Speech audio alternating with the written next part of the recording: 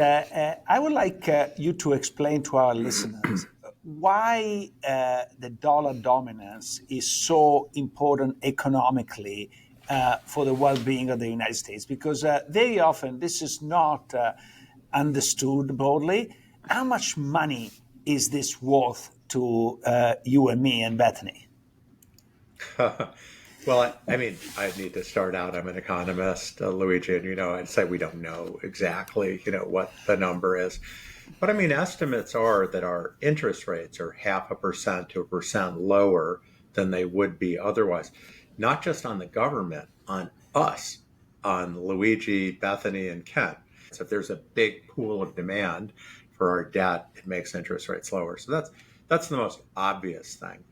But there are really a lot of other things that are important. So when we have a crisis, the pandemic, the financial crisis, and we need to really try to borrow a lot to fight the crisis, to increase government spending, to make transfers, whatever it is, to bail out the financial system, whatever we're doing, we can go big in a way that's difficult for anybody else. Now, anybody can go big. The question is, how do the markets react?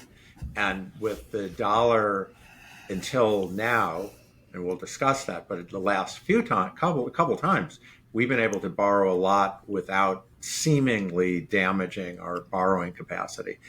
And then, so you will notice that next time when we have a big crisis, if our exorbitant privilege, if the dollar being the reserve currency, if the dollar being on top has become less, and I think it is headed in a downward direction, we may feel some pushback. Our government may be more reluctant.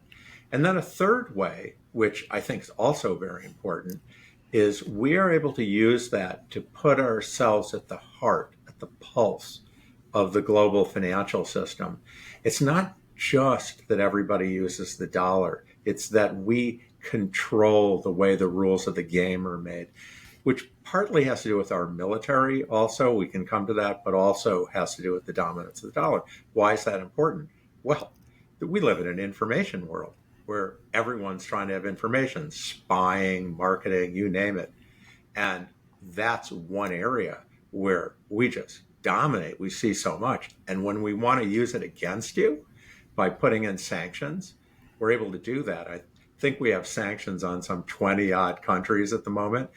We have used it in lieu of military intervention. I'm not saying it works, but don't think it doesn't matter. So all of these things are incredible advantages to having the dollar not just be on top, but be so far on top. So there's a relationship I don't entirely understand. There are two concepts here, I think. One is a strong dollar versus a weak dollar, and the other is the dollar being the reserve currency. And can you have one without the other? In other words, can you have a weak dollar and have it still be, or a dollar that is much weaker than it is today vis-a-vis other countries, and still have it be the reserve currency? Or does the loss of A inevitably cause the loss of B? Oh, I'm so glad you brought that up. They're vaguely related, but the thing we really care about over the long run is having the dollar be like English, that everybody uses it. That's what brings our interest rates down on a long-term basis. Over the cycle, sometimes the dollar's high. It's very high right now. It's been coming down, but it's very high. But it's been very low, and we've still been on top. It's not even clear whether you want the dollar to be high or low, by the way. I mean, we as individuals might benefit us in one way or another. If the dollar's low, that's really good. If you're selling stuff abroad, if you run a restaurant that gets a lot of foreign tourists. On the other hand, if the dollar's high, that's fantastic for you if you're planning a visit to Japan right now, which the yen, that's their currency, is really weak. But it's a separate thing, and I do think they're often confused. In fact, I think the president confuses them often. I love the relationship that you use in the book between, and the analogy, between the language and the currency. For many reasons. One is, of course, both this element of natural externality, but the second is that languages have many uses, as money and currencies have many uses.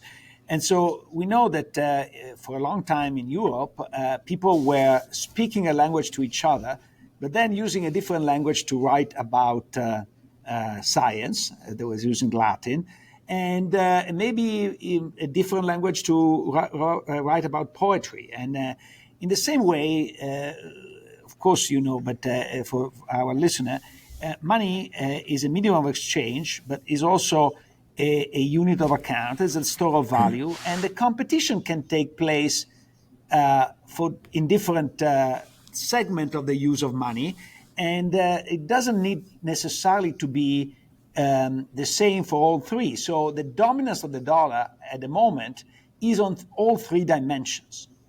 But technology can break this link because in the past, this link was very much driven by our limited ability to do, for example, calculation in our heads. Today, when you travel throughout Europe, you can pay with a credit card and you don't even know whether they charge you in dollar or in euro.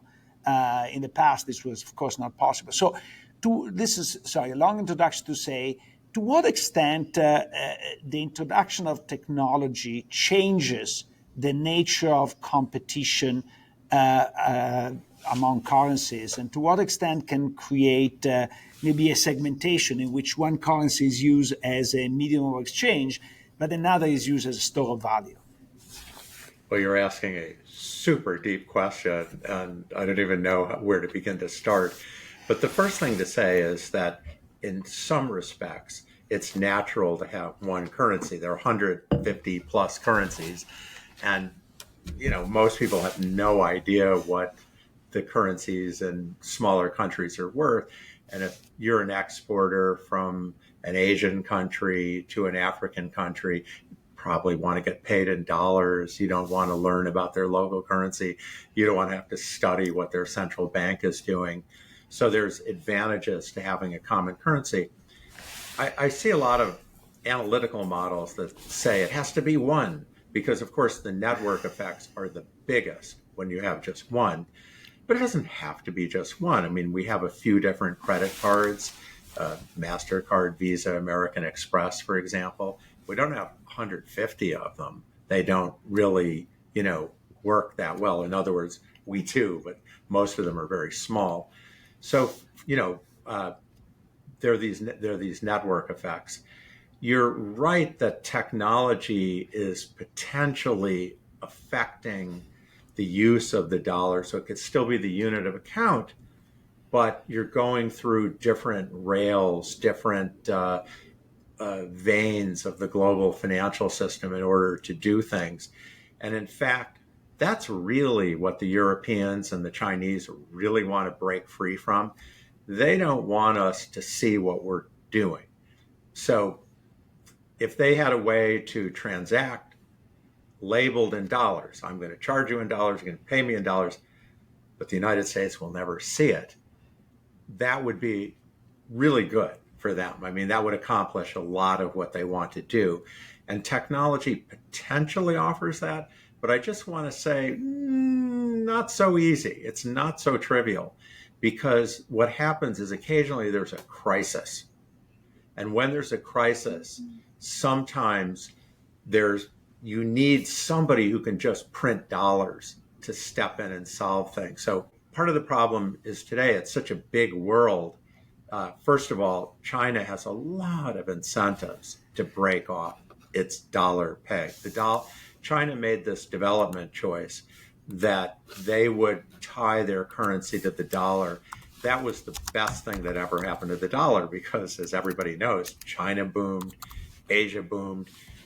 Asia today is half the dollar bloc by many measures. And China has, I think we understand, very good reasons to try to break away. They've been doing it actually for about a decade, but now that they've seen the sanctions in Russia and other, they're going to do less. So it's efficient for them to keep using the dollar. That was the only thing they cared about. If we agreed on everything, if they they didn't worry about the United States bossing them around on issues they care about. They would keep it. But, even Europe doesn't like how much power the dollar has. We imposed sanctions on Iran just over a decade ago, and I don't know what's around the corner these days. And Europe disagreed. Europe had good reasons, they felt, for disagreeing. And we were able to bully Europe into doing what we wanted because we said, if you don't, we're going to cut off your banks. And so there are geopolitical reasons to have, more spheres of influence, that, more currencies than we have now.